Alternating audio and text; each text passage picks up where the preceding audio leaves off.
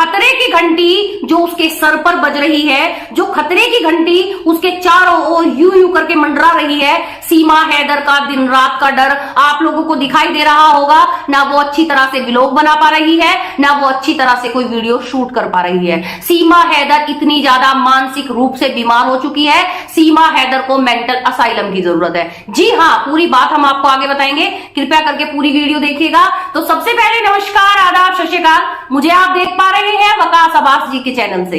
जी हाँ, वकास अब्बास के चैनल पर आप मुझे सुन पा रहे हैं। कृपया करके चैनल को लाइक, शेयर और सब्सक्राइब करें और पूरी वीडियो अंत तक देखें। जी हाँ, सीमा हैदर की मानसिकता का तो आप यहां पता लगा लें कि सीमा हैदर इस समय पूरी तरह से लाचार, मजबूर और एक वो मजलूम बन चुकी है कि मैं आपको क्या बताऊं। सीमा हैदर का पूरी तरह से जो है मानसिक संतुलन बिगड़ चुका है, क्योंकि आप सीमा हैदर की बातों को हम लोग किस चीज से जज करते हैं? इंसान के सिम्टम्स। अगर कोई बीमारी हो जाती है तो उसके लक्षणों से हम पैदा करते हैं ना, मतलब पता करते हैं कि भाई इस इंसान को ये बीमारी है। डॉक्टर भी तो रिपोर्ट के बेस पे या लक्षणों के बेस पे बीमारियों का पता करता है, सिम्टम्स के बेस पे। तो वही बात हुई भाई सीमा हैदर के साथ। जब से सीमा हैदर को पता चला है कि बच्चों की कस्टडी के पेपर हो चुके हैं, अप्रैल महीने से बच्चों की कस्टडी के पेपर मोमिन मलिक के पास हैं। रघुपुरा गौतम बुद्ध नगर के जो एसएसपी हैं उन तक को इंतला है। ऑर्डर का पता सीमा हैदर और एपी सिंह को भी पता चल चुका है। सीमा हैदर घुटनों के बल बैठकर रो रही है। सीमा हैदर का जो दिमाग का जो जुलूस निकला हुआ है।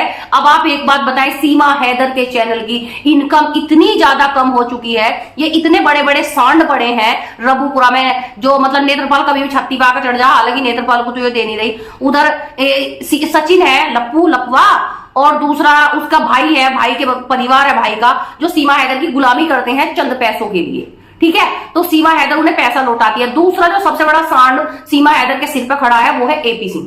एपी सिंह जो सीमा हैदर के सर पे खड़ा हुआ सबसे बड़ा सांड है, उसे हर महीने 1 लाख रुपए चाहिए।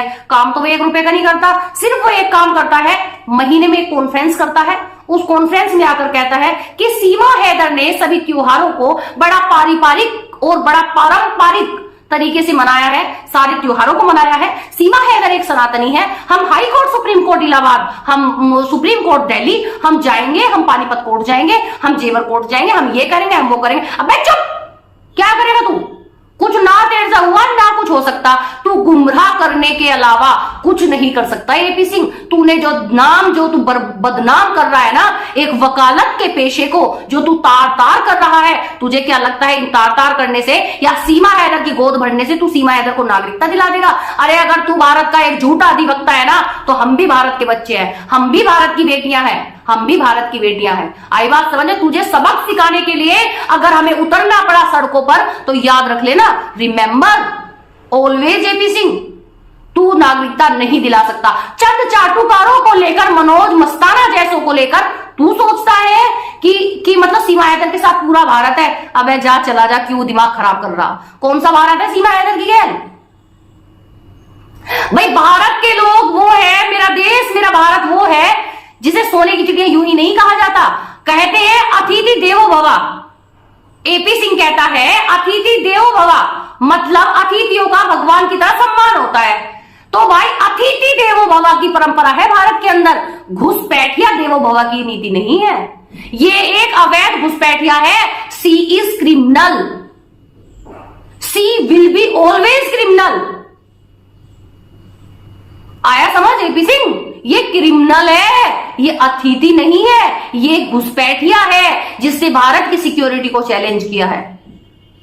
आई बात समझ में? रही बात छाती से लगा के घूमना कि मेरा मोदी जी रक्षा करेंगे या मेरी योगी जी रक्षा करेंगे, for your kindly information, Modi ji Yogi ji इस जैसी पे ध्यान भी नहीं देते। एक पॉडकास्ट के अंदर योगी जी से पूछा गया था कि जी भारत पाकिस्तान से आई एक महिला सीमा हैदर नाम की, वो भारत में शरण मांग रही है, उसका क्या हुआ?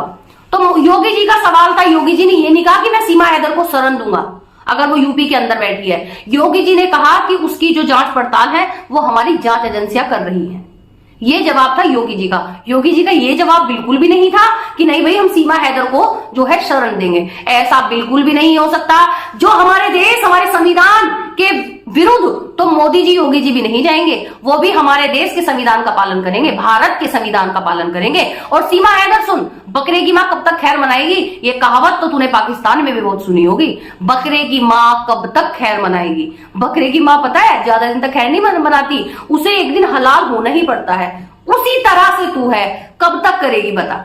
और जिस एपी सिंह के चक्कर में तू पड़ रही है, एक निर्भया कांड हुआ था, गूगल पे पड़ा हुआ है, 8 साल खींच कर ले गया था, ओपन एंड शट केस था जो एपी सिंह है, 8 साल खींच के ले गया था। लेकिन तेरी जानकारी के लिए तुझे बता दूं, इंसाफ तो उसमें भी निर्भया को मिला था। और सुन, एपी सिंह को हारने में पीएचडी हासिल है, महारत हासिल है एपी सिंह को हारने में। आया समझ?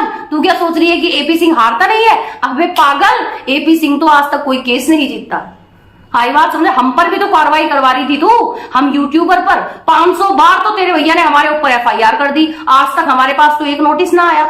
अब तक तो हमारे पास 500 नोटिस आ जाने चाहिए थे, अब तक तो कोई नोटिस नहीं आया हमारे पास। तो तू कैसे कह सकती है कि तेरे भैया एपी सिंह में दम है? जो लोग कह रहे हैं कि मोमिन मलिक केस में कार्रवाई नहीं कर रहे, एपी सिंह ने कौन सी कार्रवाई कर दी?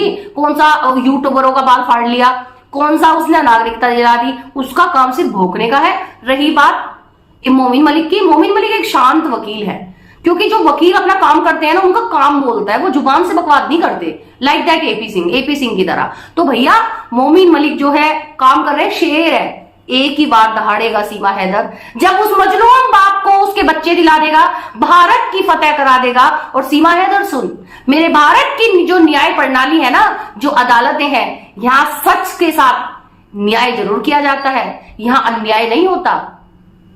तू जो कहती है ना, अपने मुल्क को तू गालियां देती है, हमने तो कभी नहीं कहा तू अपने मुल्क को गाली दे, क्योंकि हमारा काम तो नफरत फैलाना है ही नहीं। एपी सिंह ने कहा ना कि तू गालियां दे, और तूने गाली दी। दूसरा स्टेटमेंट तू कहती है कि नहीं मुझे तो गाली नहीं देनी, मतलब तेरे ही समझ में नहीं आ रहा यार, तू चाहती क्या है। एक बार तू वहां जाके थाने में लिखवाती है कि आई एम वाइफ ऑफ गुलाम हैदर, अगली बार तू कहती है I am wife of Sachin Meena. जो पंडित तेरे फेरे करवा रहा था फर्जी शादी के, वो पंडित भी नाट गया, वो भी यूं हाथ झाड़ के खड़ा हो गया। पंडित ने तो कह दिया अदालत में कि भाई मैंने तो कोई शादी करवाई नहीं है। ठीक है, पशुपतिनाथ मंदिर की तू बात करती थी, पशुपतिनाथ मंदिर में मोमिन मलिक जी अपना पैसा अपना समय खर्च करके गए, वहां कह दिया उन्होंने कि यहाँ तो कोई शादी होती ही नहीं है। फिर तूने शादी कहां करी? अब वो जगह तो बता जहां तूने शादी करी। भाई पशुपतिनाथ में मोमिन मलिक ने इंक्वायरी कर ली, वहां तो शादियां होती ही नहीं है। और जोन सी होता ने फर्जी ब्याह करा था, इसमें पंडित जी नाट गए, पंडित जी ने कहा जी मन तो कोई ब्याह ही नहीं करवाया। तो अब तू बता भाई, आखिर यो तेरा मुन्ना हुआ कहाँ शादी करी है? तो कहाँ तू ऊपर जाकर शादी करवाई करके आई थी क्या? पता नहीं चल रहा यार, धरती के नीचे शादी करी या आकाश में या पाताल में, कहाँ शादी करी सीमा हैदर? पूछता है भारत, सीमा पूछता है भारत, कहाँ है तेरे दस्तावेज?